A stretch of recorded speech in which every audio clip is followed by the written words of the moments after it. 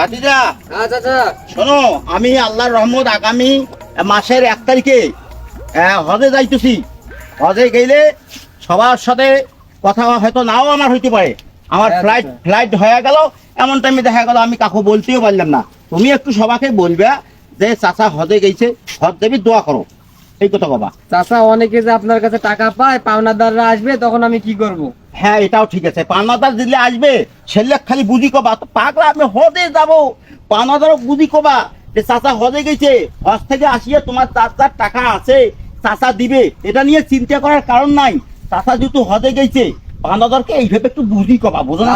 তোমরা তো টাকা চাইবে, কিন্তু একটু বুঝি কবা। আচ্ছা, আমি হ্যাঁ, এবার হজ করি আমি যদি আসি, আল্লাহর রহমত, ব্যবসা বাণিজ্য মাল খালি তেধারছে, বাকি কিনবো, বুঝছেন? এই দেখো তো, দেখো তো, দেখো তো, দেখো। ছেলে কে তুমি? ও আমার